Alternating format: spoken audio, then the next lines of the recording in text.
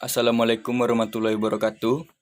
Perkenalkan, nama saya Ditya Surya Pratama. Saya dari kelas 34 Manajemen. Baiklah, di sini saya akan menjelaskan tentang materi lembaga keuangan. Lembaga keuangan merupakan badan usaha atau institusi di bidang jasa keuangan yang bergerak dengan cara menghimpun dana masyarakat dan menyalurkannya untuk pendanaan serta dengan mendapatkan keuntungan dalam bentuk bunga atau persentase. Meski demikian, kegiatan usaha lembaga ini dapat berupa menghimpun dana saja, menyalurkan dana saja, atau dilakukan keduanya sekaligus. Yang kedua yaitu fungsi lembaga keuangan. Fungsi lembaga keuangan yang pertama yaitu sebagai lembaga yang menghimpun dana masyarakat dengan cara mengeluarkan dokumen berharga. Dengan cara ini, dana masyarakat akan tersimpan aman dan baik. Selanjutnya yang kedua yaitu berfungsi menyalurkan kembali dana yang terhimpun dan menggunakannya untuk pembiayaan baik di bidang ekonomi maupun pembangunan dalam jangka waktu tertentu. Dengan demikian, dana yang terhimpun tidak akan diam di tempat, melainkan dikelola dan berpotensi menjadi berkembang. Yang ketiga yaitu berfungsi untuk memberikan bantuan modal usaha kepada masyarakat atau perusahaan untuk mengembangkan bisnisnya. Yang ketiga yaitu jenis-jenis lembaga keuangan. Jenis-jenis lembaga keuangan yang pertama yaitu lembaga keuangan bank. Yang dimaksud adalah lembaga perantara keuangan yang didirikan dengan wewenang untuk menerima dan menghimpun simpanan uang, meminjam uang, serta menerbitkan. Bank ini terbagi lagi menjadi 3 jenis, yaitu bank sentral, yang berfungsi untuk menjaga kestabilan perekonomian masyarakat dan dikendalikan oleh Bank Indonesia. Bank umum yang memberikan layanan jasa keuangan serta transaksi, dan bank perkreditan rakyat yang menerima simpanan dalam bentuk deposito berjangka. Yang kedua yaitu lembaga keuangan non-bank. Sementara itu, lembaga keuangan non-bank memberikan berbagai jasa keuangan dan menarik dana dari masyarakat secara depositori atau tidak langsung. Beberapa contoh lembaga keuangan yang bukan bank antara lain adalah perusahaan leasing, perusahaan asuransi, perusahaan dana pensiun, bursa efek, pegadaian, reksadana, dan lain-lain. Selanjutnya itu sejarah lembaga keuangan. Sejarah mencatat asal mulanya dikenal kegiatan perbankan adalah pada zaman kerajaan tempo dulu di daratan Eropa. Usaha perbankan ini berkembang ke Asia Barat oleh para pedagang. Bila ditelusuri sejarah dikenalnya perbankan, arti bank dikenal sebagai meja tempat penukaran uang. Dalam perjalanan sejarah kerajaan di masa dahulu, penukaran dilakukan antara kerajaan satu dengan kerajaan lain. Kegiatan penukaran ini sekarang dikenal dengan nama pedagang valuta asing. Dalam perkembangan selanjutnya, kegiatan operasional perbankan berkembang lagi menjadi tempat penitipan uang atau yang sekarang ini dikenal dengan kegiatan simpanan. Kegiatan perbankan bertambah dengan kegiatan peminjaman uang. Uang yang disimpan masyarakat oleh perbankan dipinjamkan kembali kepada masyarakat yang membutuhkan. Jasa-jasa bank lainnya menyusul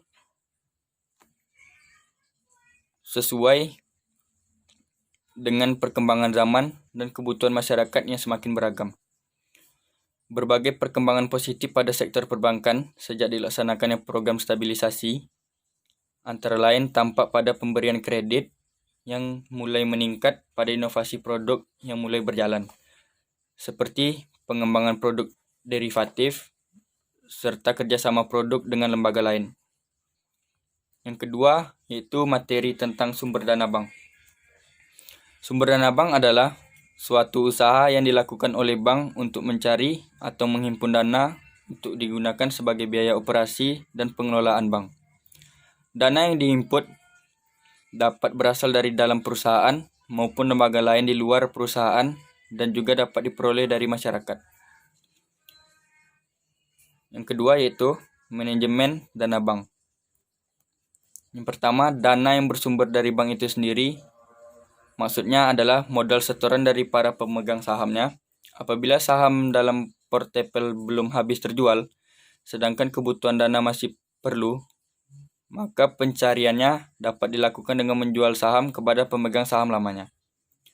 Akan tetapi, jika tujuan perusahaan untuk melakukan ekspansi, maka perusahaan dapat mengeluarkan saham baru dan menjual saham baru tersebut di pasar modal.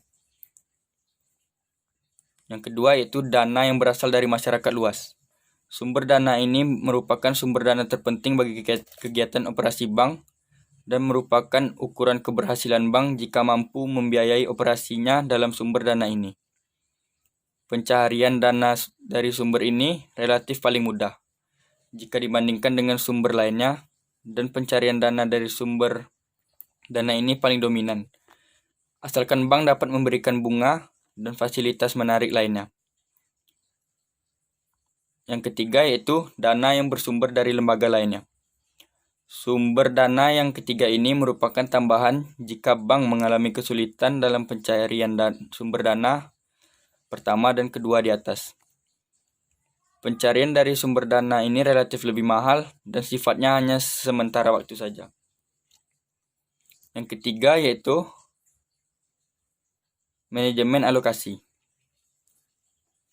Cara penempatan alokasi dana oleh suatu bank umum dengan mempertimbangkan sumber dana yang diperolehnya terdiri dari dua pendekatan yang masih banyak dipergunakan oleh eksekutif bank, yaitu yang pertama pool of fund approach, yang kedua asset allocation approach. Yang selanjutnya itu simpanan giro.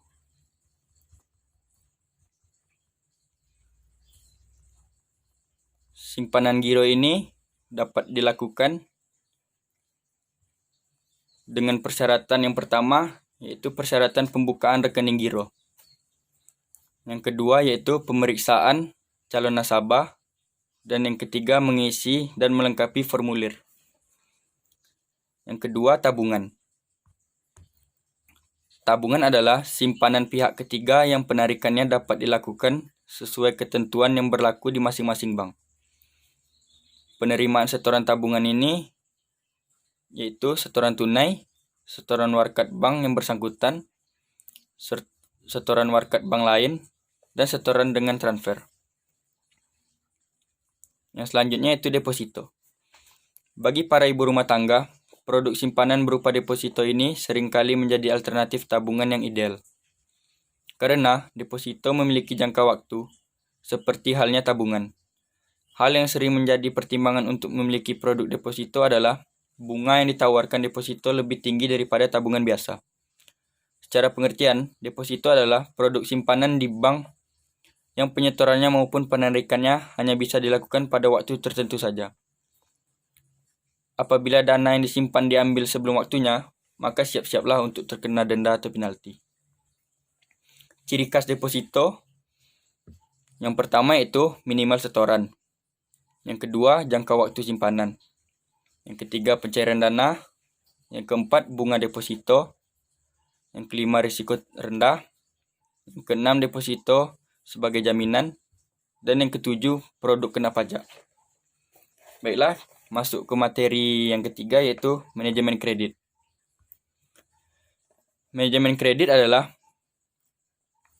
proses pengelolaan kredit yang terdiri dari perencanaan jumlah kredit, penentuan suku bunga, prosedur pemberian kredit, analisis pemberian kredit sampai kepada pengendalian kredit macet. Di sini saya akan memasukkan pengertian kredit. Kredit adalah penyediaan uang atau tagihan yang dapat disamakan dengan itu. Berdasarkan kesepakatan pinjam-meminjam antara pihak bank dengan pihak lain yang mewajibkan pihak peminjam untuk melaksanakan dengan jumlah bunga sebagai imbalan. Baiklah, jenis-jenis kredit. Yang pertama yaitu kartu kredit. Yang kedua, kredit tanpa agunan. Yang ketiga, kredit usaha rakyat atau KUR. Yang keempat, kredit multiguna. Yang kelima, kredit investasi. Dan yang keenam, kredit rekening koran atau KRK. Prinsip pemberian kredit ini yang dikenal dengan 5C. Yang pertama, karakter. Karakter merupakan sifat atau watak seseorang. Sifat atau watak dari seseorang yang akan diberikan kredit benar-benar harus dipercaya. Yang kedua yaitu capacity. Capacity adalah analisis untuk mengetahui kemampuan nasabah dalam membayar kredit. Yang ketiga kapital. Kapital adalah kondisi kekayaan yang dimiliki oleh perusahaan yang dikelola calon debitur.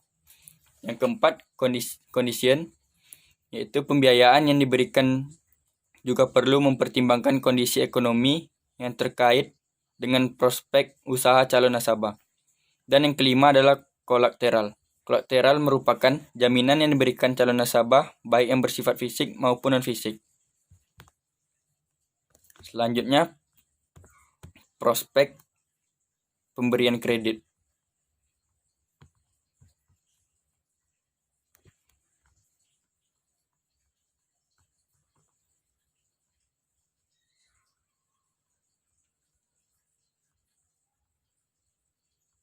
Prospek pemberian kredit ini biasa kita kenal dengan 7D,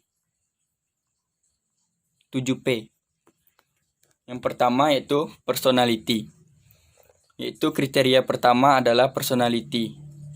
Personality ini adalah kepribadian dari calon peminjam yang mengajukan kreditnya. Yang kedua party. Yaitu di mana calon peminjam dimasukkan ke dalam beberapa golongan yang terkait dengan kondisi keuangannya. Yang ketiga purpose, yaitu kriteria yang ketiga, apa tujuan dari calon peminjam dalam mengajukan kreditnya pada lembaga keuangan. Yang keempat prospek, yaitu bagaimana prospek dari usaha yang dijalankan oleh calon peminjam. Yang kelima payment. Kriteria yang kelima ini juga bertujuan mengukur bagaimana kemampuan bayar dari calon peminjam. Yang keenam, profitability, yaitu pihak bank melihat bagaimana kemampuan calon peminjam dalam menghasilkan keuntungan atau laba. Dan yang ketujuh, protection. Protection ini juga mengacu pada jaminan yang dapat diberikan oleh calon peminjam. Yang selanjutnya, jaminan dalam pemberian kredit. Jaminan atau agunan adalah barang atau benda yang diserahkan nasabah sebagai agunan terhadap kredit yang diterima. Jaminan atau agunan kredit merupakan hak atau kekuasaan terhadap barang jaminan yang diserahkan oleh nasabah kepada pemberi kredit untuk menjamin pelunasan utangnya apabila dilunasi sesuai waktu yang telah disepakati dalam perjanjian kredit. Baiklah, kita masuk pada materi yang terakhir, yaitu Bank Indonesia. Bank Indonesia adalah Bank Sentral Republik Indonesia sesuai pasal 23D Undang-Undang Dasar Negara Republik Indonesia dan Undang-Undang Nomor 23 Tahun 1999 tentang Bank Indonesia. Sebelum dinasionalisasi sesuai Undang-Undang Pokok Bank Indonesia pada 1 Juli 1953, bank ini bernama The Javaasche Bank atau DJB yang didirikan berdasarkan oktroy pada masa pemerintahan Hindia Belanda. Sebagai bank sentral, Bank Indonesia mempunyai tujuan tunggal, yaitu mencapai dan memelihara kestabilan nilai rupiah. Kestabilan nilai rupiah ini mengandung dua dimensi, yaitu kestabilan nilai rata mata uang terhadap barang dan jasa domestik, serta kestabilan terhadap mata uang negara lain. Untuk mencapai tujuan tersebut, Bank Indonesia didukung oleh 3 pilar yang merupakan 3 bidang tugasnya. Yang pertama itu menetapkan dan melaksanakan kebijakan moneter. Yang kedua, mengatur dan menjaga kelancaran sistem pembayaran. Serta yang ketiga, mengatur dan mengawasi perbankan. Atau tugas ini masih berlaku pasca UU OJK, namun difokuskan pada aspek makroprudensial dalam rangka menjaga kestabilan sistem keuangan di Indonesia. Yang selanjutnya, kebijakan moneter. Kebijakan moneter adalah sebuah kebijakan yang dikeluarkan oleh Bank Sentral dalam bentuk pengaturan persediaan uang untuk mencapai tujuan tertentu. Kebijakan moneter dapat melibatkan mengeset standar bunga pinjaman. Kebijakan moneter pada dasarnya merupakan suatu kebijakan yang bertujuan untuk mencapai keseimbangan internal atau pertumbuhan ekonomi yang tinggi, stabilitas harga, pemerataan pembangunan, dan keseimbangan eksternal, yaitu keseimbangan neraca pembayaran, serta tercapainya tujuan ekonomi makro, yaitu menjaga kestabilan ekonomi. Yang selanjutnya itu hubungan Bank Indonesia. Dalam hal hubungan Bank Indonesia dengan dunia internasional, maka Bank Indonesia dapat melakukan kerjasama dengan bank sentral negara lain dan organisasi dan lembaga internasional. Dalam hal ini, dipersyaratkan bahwa anggota internasional atau lembaga multilateral adalah warga. Maka Bank Indonesia dapat bertindak untuk dan atas nama negara Republik Indonesia sebagai anggota. Bank Indonesia menjalin hubungan kerjasama dengan dunia internasional adalah dalam rangka menunjang kelancaran pelaksanaan tugas Bank Indonesia maupun pemerintah yang berhubungan dengan ekonomi moneter. Bank Indonesia menjalin hubungan kerjasama internasional meliputi bidang-bidang intervensi bernama untuk kestabilan pasar valuta asing, penyelesaian transaksi lintas negara, dan hubungan koresponden. Baiklah, sekian materi-materi yang dapat saya terangkan. Apabila ada salah kata, saya mohon maaf. Wabillahi taufiq wal hidayah. Wassalamualaikum warahmatullahi wabarakatuh.